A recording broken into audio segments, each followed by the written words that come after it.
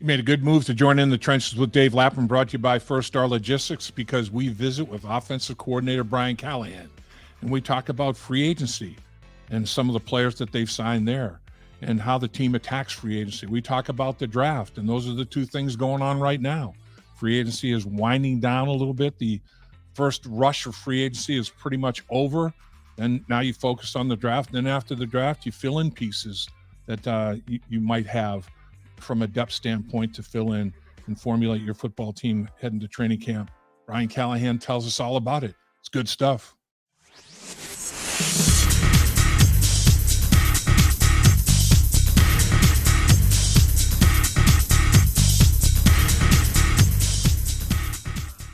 Thanks for taking time to join us in the trenches with Dave Lapham, brought to you by First Star Logistics. And our very, very special guest today is a real good friend of the show, offensive coordinator Brian Callahan. Welcome, Coach. Good to be here. Good to have you. There's no doubt about it.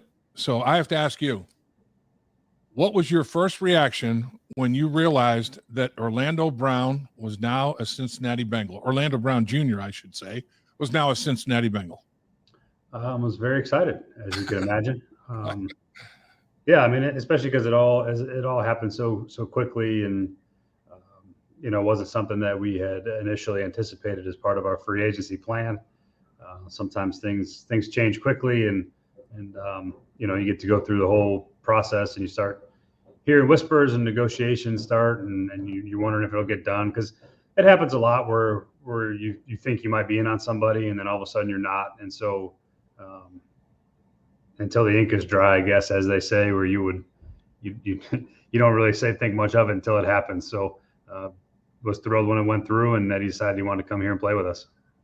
Yeah, that is a great example of the organization's ability to pivot. It pivots as quickly as anybody in the National Football League. And when something like that presents itself, that ability to pivot so quickly is huge, isn't it?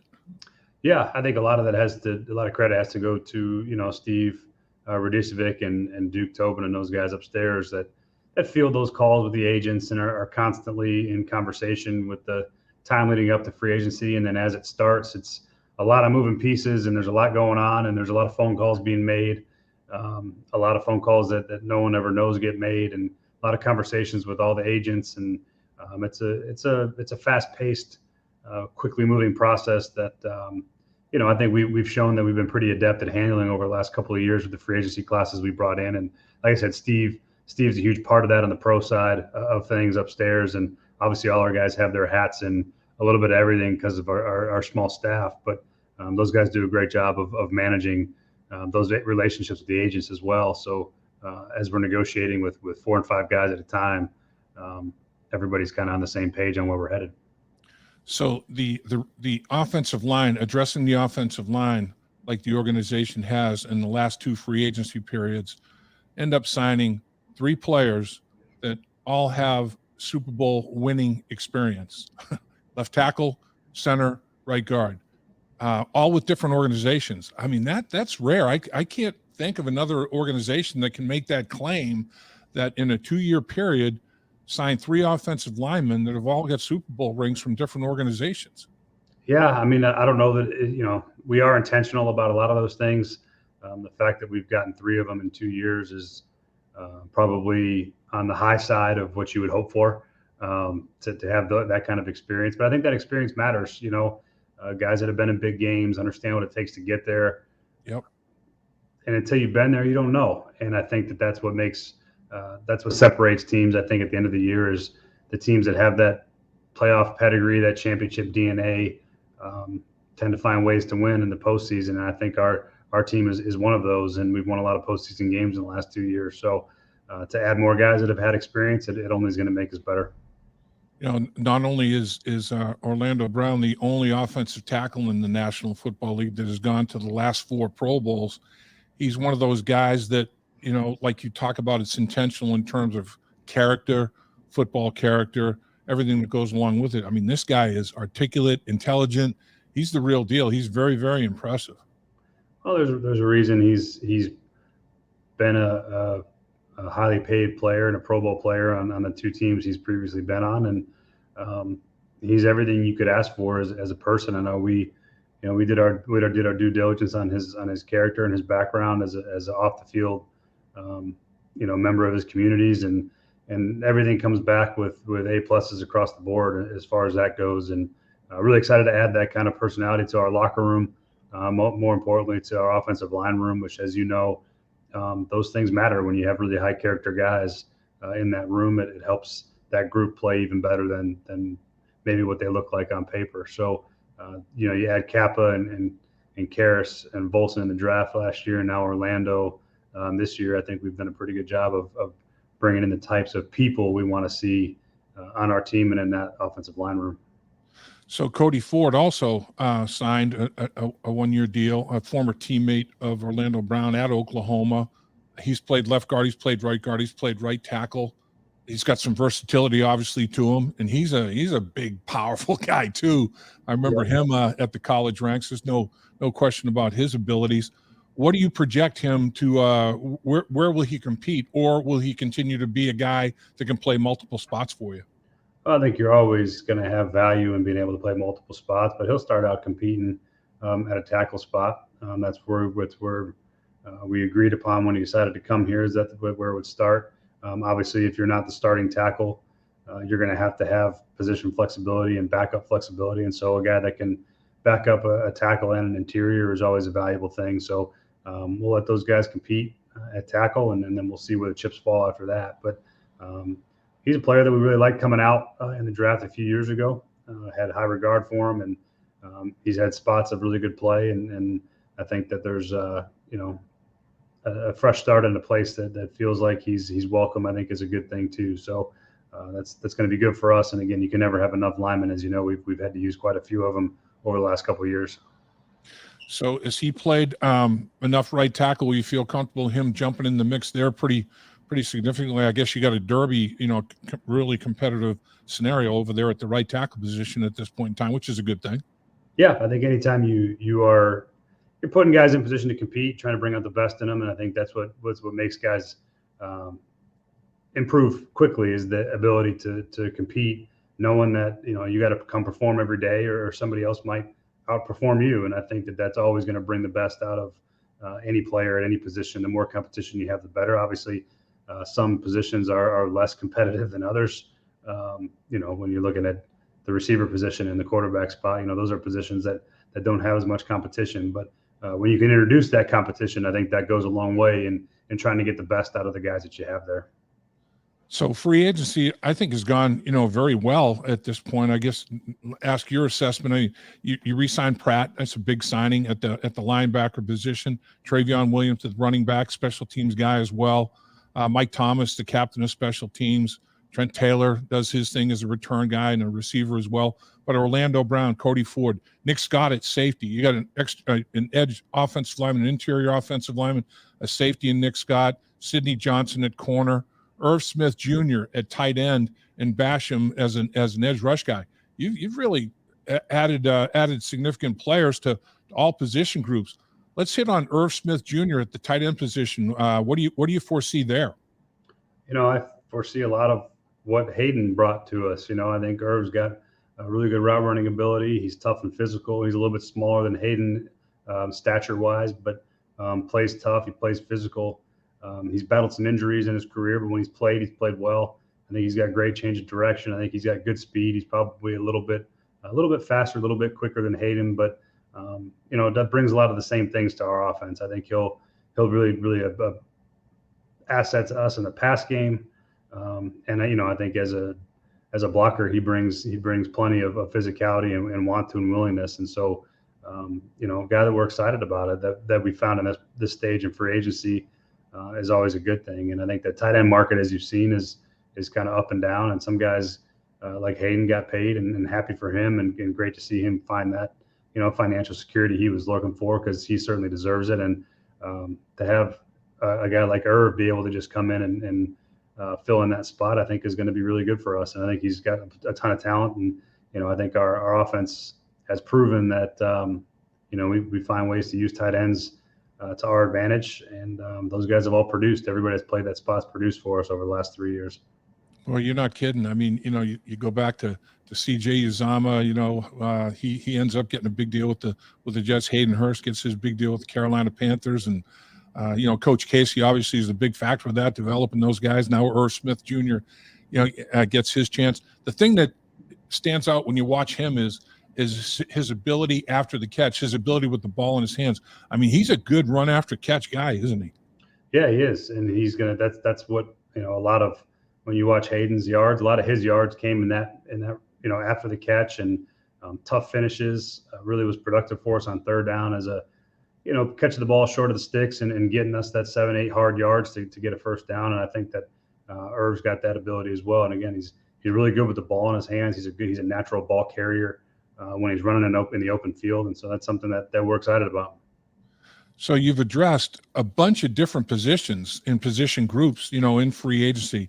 Was that intentional? I mean, going into the draft now, it's like, hey, we've taken care of some things here in free agency, and it's always, like a dual scenario to improve your football team, and you're always going to have a different roster than you had the year before.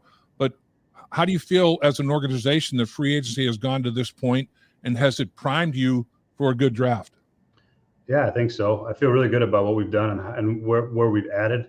Obviously we lost a couple of guys to some bigger money deals that they've certainly deserved, and Jesse and Vaughn and Right. and Hayden, guys that we had anticipated likely having trouble keeping. And so you try to fill those spots in the best you can with the right value. I think we do a great job here of understanding the market and what the value is for the player and the position, and paying accordingly, and not overpaying and not panicking when we lose somebody, knowing that there's still a lot of good players out there that fit what we're looking for. And Nick Scott would be a great example of that. But I feel really good about where our roster's at. We're fortunate to have a good roster as it is.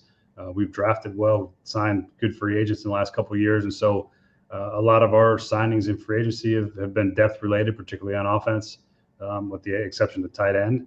And it just allows you to be more open in the draft to whatever comes to you. You don't feel like you're pigeonholed. You're not taking players and drafting spots based on need necessarily. You truly get to have a little more open mind about players that are available and what types of players. And I think that helps. I think it always helps to fill in your depth in free agency as best you can, and continue to keep drafting good young players that can keep getting your team younger and faster and cheaper and all those things. Yeah.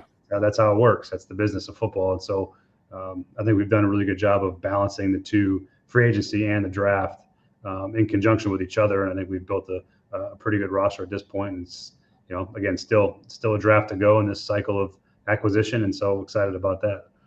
So your ability to pivot, and then your ability to be patient, two big words to begin with the letter P, I think are kind of a hallmark, I mean, and it kind of bore fruit in this free agent signing period. I mean, those are two big deals, aren't they?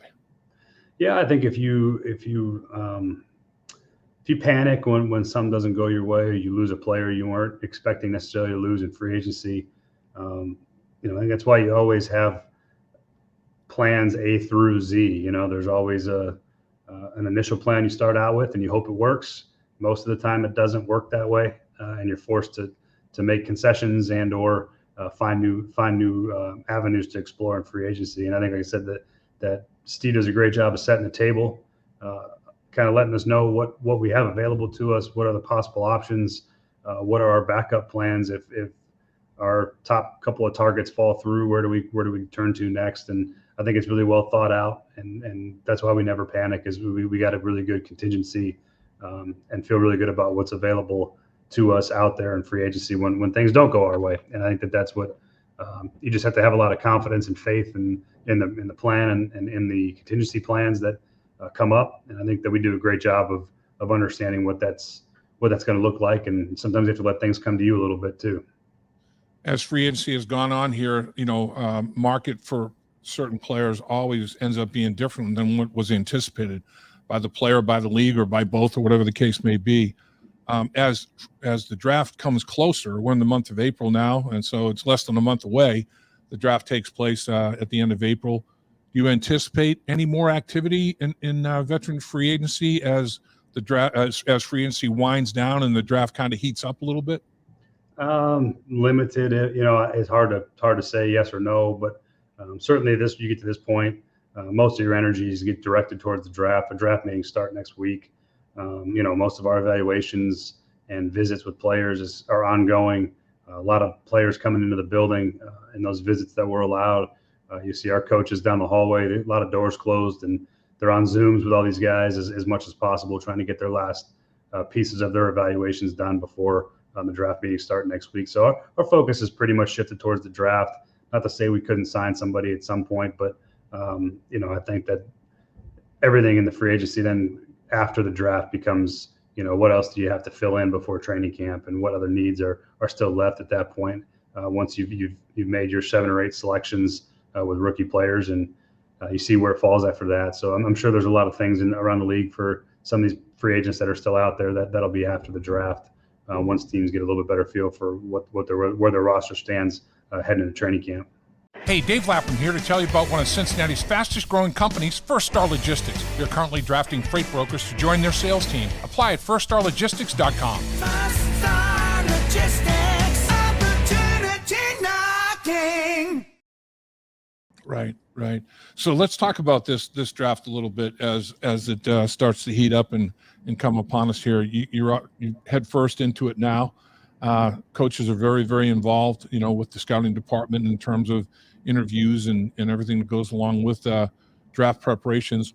Overall, there's always good players available in every draft, and everybody, always, this is a great draft. This one's just okay. And I guess beauty is in the eye of the beholder, as always. But what do you think? What do you think about this year's draft, this year's pool of players overall? I think there's, like I said, there's always good players. I think there's not as much high-end receiver talent as there's been in the last couple of years, but I think there's a good selection of mid-round players at the receiver spots. I think there's a couple of really interesting running backs that are getting talked about early in the draft. Very different styles, but good players. But I think there's always going to be running backs that are available in the draft that are intriguing at different spots. Obviously, you want to make sure you're taking those guys in the right place in the draft where they fit best round-wise. But interesting class, a lot of different types of talent. Running backs all come in all shapes and sizes these days, and there's some fun guys to watch on tape. As far as the line goes, I think it's probably not as top heavy as some classes have been recently. There was like 7 or 8 tackles I think last year taken early, and this year probably not going to be as many. There's not as many high-end tackles that there's been in the last couple of years. So right. It's interesting. There's good players across the board. I think it's a heavy middle class draft where there's a lot of good players that are going to be available outside of the first round that can fill in your team, and guys are going to be good players. Especially up, like I said, those skill positions are interesting. Tight end class is fascinating. Probably one of the better tight end classes in the last handful of years. Got high end players and guys that it's deep too. There's a lot of them that you feel really good about. So that part's exciting, obviously, because it's a position that we have some interest in at this point. So it's gonna be fun. It'll be fun to see how it falls. And when you're picking that late in the round, as we are, it's hard to project who will be available and if they're going to be available in the first or the second. And so that's the process we're going to start here and start stacking our board and feeling really good about what possible options we might have at our picks, especially in the first 3 rounds. So when you're in that process, and now with the 28th pick in this year's draft, like you say, there's probably the meat of the draft is in the middle rounds. If you have a team that somebody has slid at the quarterback position or at whatever position, and they're looking to trade up toward the end of the first round, is that when you really pay attention to phone calls and that sort of thing, where you can even trade back and even get more picks in that middle of the draft type thing where the meat of the draft is? I think that's always a possibility when you're picking that late. I think it's a relatively common thing teams have done over the years. When you're picking in the very, very back, 4 to 5 picks of the first round, the caliber of player that you're getting there is is probably fits more into what your second round grades are by that point. There's probably only 20 players that get first round grades like that you feel are difference makers, and you get to that point in the draft and it starts to even out a little bit. And so when someone's looking to come up for a player that is there that maybe has fallen, that you don't need a quarterback, for example, you can see that potentially being the case. But I think there's a lot of possibilities when you're sitting at 28. You can go back, you can go up, you can do a lot of things. It gives you some flexibility with that spot. Let's hit on the tight end position just a little bit for people participating here, listening, watching, all that good stuff. This Darnell Washington kid, Coach, like 6'6", 6'7", whatever the heck he is, 270 pounds. It's almost like having a third tackle out there at the end of the offensive line. But you see him at the combine. He makes that one-handed catch. He's moving that two-man sled like an offensive tackle's moving the thing. He looks like he's got some uniqueness to him, does he? Yeah, there's not a lot of people built like him on the earth.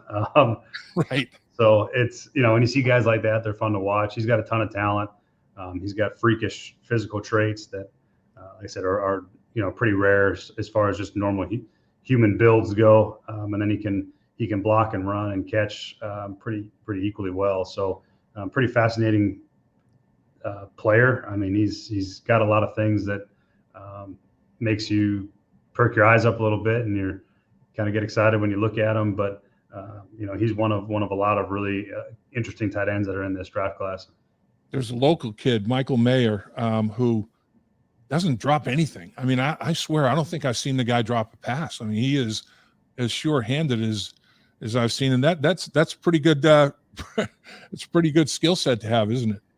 Yeah, he's really impressive when you watch his tape. I mean, there's no question he's deserving to be in the conversation as a first round pick, or the first tight end taken is sort of where you see him out there in the world, in the media, but deserving of it. I mean, he's a really good player, played really well for Notre Dame this year, catches the ball well, runs good routes, he's physical. There's a lot to like about him. I mean, he's sort of your traditional all around starting Y tight end that can do all the things that you need a tight end to do really well. So he's another guy that I think is really fun for people to watch and project on what kind of talent he has. He's got a little bit of Rob Gronkowski to him, I think. I know he likes to compare himself to him as well. So, good player, really good player.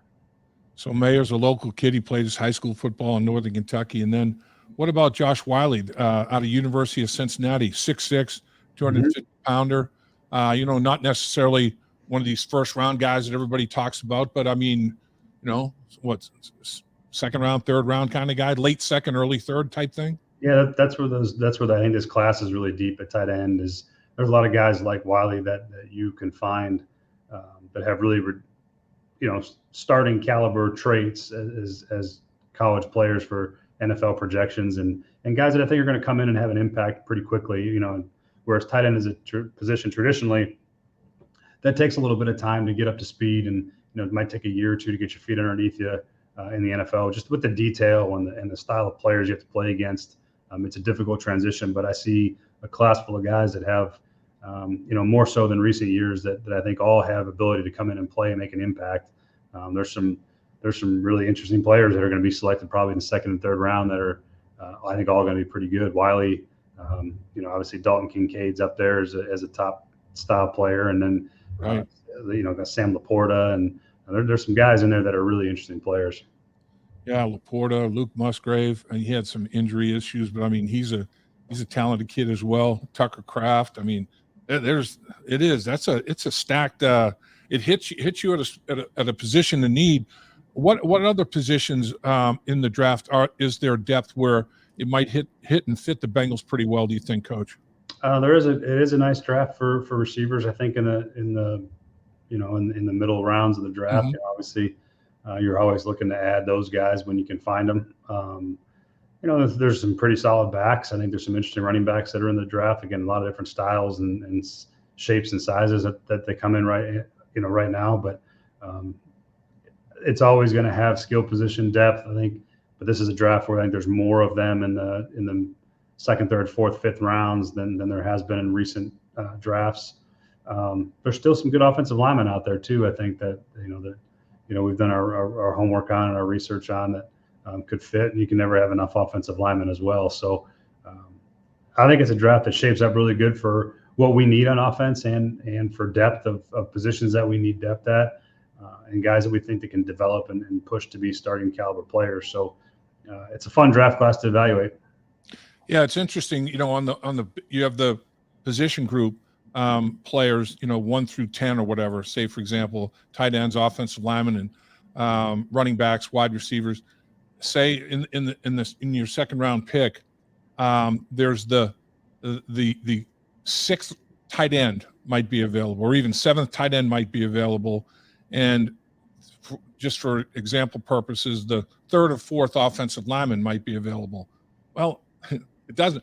Raw number, it doesn't really matter. I mean, it's like now you go to your big board, and how do you have these players on the big board? I mean, that seventh tight end may grade out a heck of a lot better on your big board than the third or fourth offensive lineman might, right? I mean, you have your position group evaluations, then you have your big board evaluations. They may be different.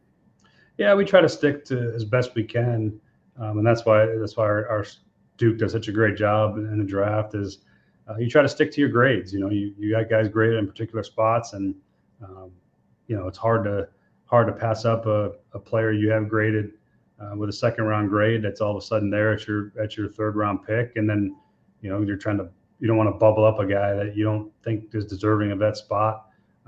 So I think we do a good job of staying disciplined and really trusting our grading process, and finding guys that are the best graded players for us in those spots. So obviously the big conversation, and we can't have the offensive coordinator on the show who spends so much time with Joe Burrow and not talk about him. The Cincinnati Bengals and Joe Burrow. I mean, that's a synonymous conversation right there. And there's so much social media and so much attention to Joe and his contract, and there's that might start to heat up a little bit. Maybe the end of April, right around the draft, might be like a soft deadline kind of thing. Bottom line is the Bengals are very interested, obviously, in getting Joe Burrow under contract for a long time, a long term. How did Joe Burrow grow in your estimation, Coach, from year to year to year as you've seen it unfold? He's become a much more patient player. I think he really, I think, understood over the last year or so that each game is its own entity that requires a different style of play depending on what we're facing and the types of players we're facing and where our weaknesses are versus their strengths, and vice versa. Really understands what it means to have a game plan and attack a team on a weekly basis, and knowing how to do it and going out and doing it are two very different things, and he's capable of doing both, I think, which is what makes him special.